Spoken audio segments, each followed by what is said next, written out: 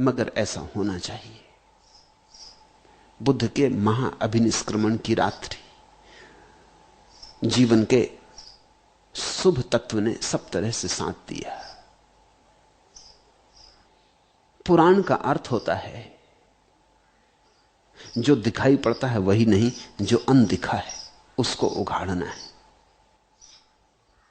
जो दिखाई पड़ता है वो तो इतिहास पकड़ लेगा, जो नहीं दिखाई पड़ता उसे पुराण पकड़ता है। पश्चिम में पुराण जैसी कोई बात नहीं है, इसलिए पश्चिम का इतिहास दरिद्र है। पश्चिम के इतिहास में काव्य नहीं। जब इतिहास में काव्य जुड़ जाता है तो पुराण पैदा होता है। पूरब ने इतिहास नहीं लिखा, पुराण लिखा, पश्चिम ने इतिहास लिखा। इसलिए जब पश्चिम का कोई विचारक आता है तो वो व्यर्थ की बातें पूछता है। वो कहता है कि बुद्ध इस तारीख में हुए कि नहीं हुए। इस पर वर्षों मेहनत करते हैं लोग कि किस तारीख को पैदा हुए। हम इसकी चिंता ही नहीं करते। हम कहते हैं कोई भी तारीख काम दे देगी। अब देखो, बुद्ध के जीवन में यह उल्लेख है कि बुद्ध पूर्णिमा की रात्रि में पैदा हुए, फिर पूर्णिमा की रात्रि में ही संबोधि को उपलब्ध हुए, फिर पूर्णिमा की रात्रि में ही मरे। यह बात पुराण की लगती, इतिहास की नहीं लगती। ऐसा हो भी सकता है संयोग बसात कोई आदमी पूर्णिमा को पैदा हो, पूर्णिमा को ज्ञान को उपलब्ध हो, पूर्णिमा को ही मरे, लेकिन यह बात जरा पौराणिक मालूम पड़ती, ऐतिहासिक कम। वही दिन पैदा होना, वही दिन ज्ञान को पाना, वही दिन मर जाना, इतना संयोग बैठना जरा मुश्किल होता।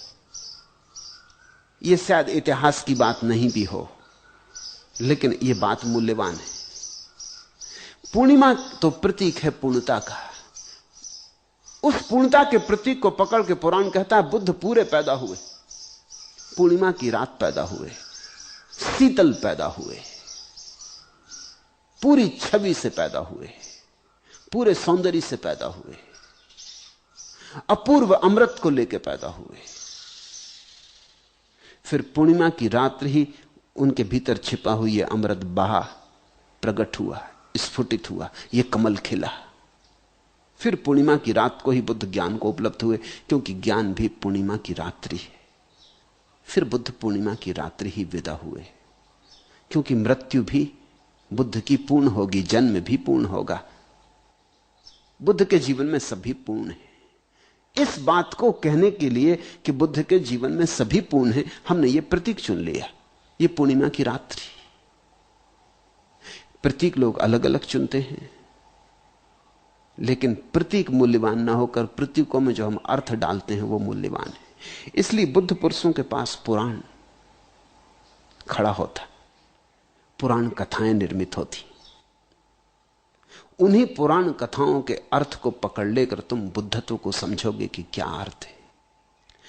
दुनिया में दो तरह के नासमझ हैं। एक हैं जो सिद्ध करने की कोशिश करते हैं कि ये पुराण कथाएं सच, ऐतिहासिक अर्थों में सच हैं, ये पागल है, इनकी वजह से व्यर्थ की झंझट खड़ी होती।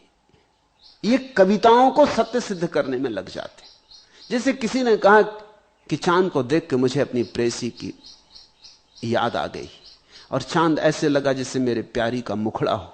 अब तुम इससे झगड़ा करने लग सकते हो कि चांद और प्यारी का मुखड़े में कोई संबंध नहीं है। कहां चांद, कहां प्यारी का मुखड़ा? तुम्हें कुछ होश है? कितना बड़ा चांद और कितना सा मुखड़ा, छोटा सा।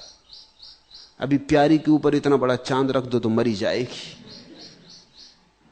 और चांद, तुम्हें पता है, अभी तो वैज्ञानिक पत्थर कंकड़ भी ले आए, वहां से वहां कुछ सौंदर्य नहीं। कंकड़ पत्थर, मिट्टी, खाई खड्ड, यही है। कहां प्यारी का मुखड़ा हो, कहां चांद, कहां खाई खड्डों से तुम प्यारी के मुखड़े की बात कर रहे हो? होश में हो? अगर कोई ऐसी जिद करे तो मुश्किल में डाल देगा। तुम सिद्ध न कर पाओगे, तुम कहोगे क्षमा करो, कविता लिखी गलती हो गई। मगर तुम समझे नहीं, क्योंकि कविता जिसने लिखी थी वो ये कह भी नहीं रहा था जो तुम कह रहे हो। वो तो इतना ही कह रहा था कि कुछ साम्य, कुछ तालमेल, चांद को देखकर किसी सौंदर्य का भीतर आगमन, चांद को देखकर भीतर किसी लहर का जन्म लेना। वो लहर ठीक वैसी है जैसे मेरी प्रेयसी के चेहरे को देखकर मेरे भीतर लेती। उन दोनों सौंदर्यों में कुछ समता है, कुछ तालमेल है, एक ही वेवलेंथ, इतना ही कह रहा। वो ये नहीं कह रहा कि चांद और मेरी प्रेयसी का मुखड़ा एक सी चीजें। वो कोई गणित के हिसाब से नहीं बोल रहा। वो इतना ही कह रहा है कि चांद को देख के भी मेरे भीतर कुछ वैसी ही कसमसाहट हो जाती जैसा मेरी प्यारी के चेहरे को देख के हो जाती। चांद के साथ भी मैं वैसे ही लवलीन हो जाता हूं जैसा मैं अपनी प्यारी के चेहरे को देख के लवलीन हो जाता हूं। इतना ही कह रहा है। वो एक साम्य की बात कर रहा है, और साम्य बड़ा बारीक है। और साम्य चांद में और प्यारी के चेहरे में नहीं, साम्य उसके हृदय में।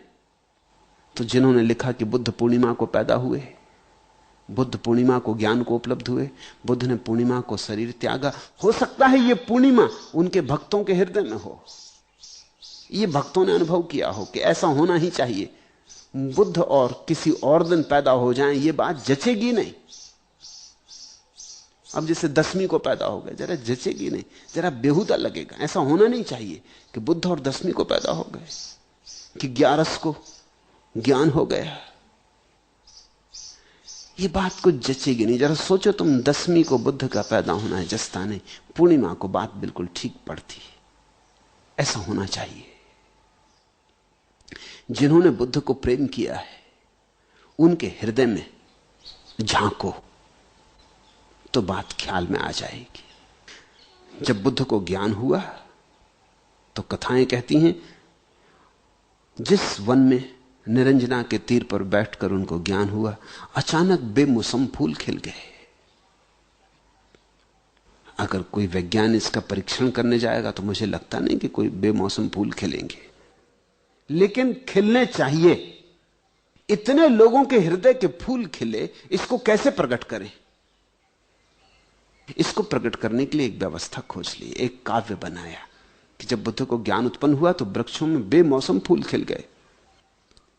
अभी मौसम न था, लेकिन इतनी बड़ी घटना घटी हो तो कौन मौसम की और गैर मौसम की फिक्र करता है। ये मौका आ गया कि फूल खिलने ही चाहिए। सूखे वृक्ष पुनः हरे हो गए, जिनमें वर्षों से अंकुर नहीं आए थे, फिर अंकुर आ गए। होना चाहिए ऐसा। कितने सूखे हृदय अंकुरित हुए, इसको कैसे कहोगे? कितने लोग जन्मों से सूखे पड़े थे, बुद्ध का अमृत कण उन पर पड़ा और वो हरे हो गए, और उनमें नए अंकुर आ गए, और जीवन ने नई हरियाली देखी, नए गीत गाए। इस बात को प्रतीक की तरह स्वीकार करके तो फिर पुराण का अर्थ साफ हो जाएगा। तो एक तो इस तरह के पागल हैं जो सिद्ध करते हैं जो पुराण में लिखा है वो वैसे ही है, वो भी पुराण की हत्या कर देते। और दूसरे ऐसे भी पागल हैं, वो कहते हैं कि जो भी पुराण में है वो सब असत्य है, वो भी हत्या कर देते हैं। ना तो सब सत्य है और ना सब असत्य है। पुराण में बड़ा काव्यात्मक सत्य है। काव्यात्मक सत्य का अर्थ होता है सत्य बड़े प्यारे और मीठे ढंग से कहा गया है। जब हम किसी बात को प्यारे और मीठे ढंग से कहते हैं तो असत्य का उपयोग किया जाता है। सत्य को इस ढंग से उपयोग किया गया है और असत्य को इस ढंग से उपयोग किया गया है कि दोनों में विरोध नहीं रहा। पुराण का अर्थ है सत्य को कहने में असत्य का भी उपयोग कर लिया है। यह बड़ी अद्भुत बात है। होना ऐसा ही चाहिए कि असत्य भी सत्य की सीढ़ी बन जाए। असत्य का भी उपयोग कर लिया, उसको भी व्यर्थ नहीं जाने दिया। काव्य का भी उपयोग कर लिया, कथा का भी उपयोग कर लिया, उसको व्यर्थ नहीं जाने दिया। कुछ छोड़ा नहीं। जीवन में जो भी था सबको ठीक से जमा लिया उस महासंगीत के लिए। तो बुद्ध पुरुषों के पास कथाएं पैदा होती, अनूठी कथाएं पैदा होती। उस आदमी को मैं ठीक ठीक समझदार आदमी कहता हूं जो न तो पुराण को अक्षरशः सत्य के सिद्ध करने की चेष्टा करता है और न अक्षरशः झूठ सिद्ध करने की चेष्टा करता है, जो पुराण को काव्य की तरह समझने की कोशिश करता है। और तब बड़े अर्थ प्रकट होते हैं, ऐसे अर्थ जो किसी और ढंग से न तो लिखे जा सकते थे न कहे जा सकते थे। पुराण एक अनूठी शैली है जीवन के गहन सत्यों को प्रकट करने के लिए।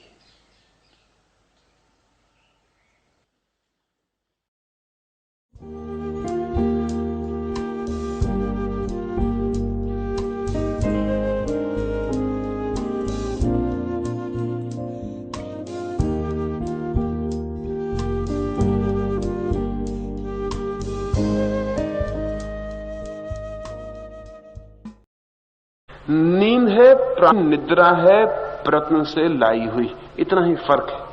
हिप्नोस मतलब भी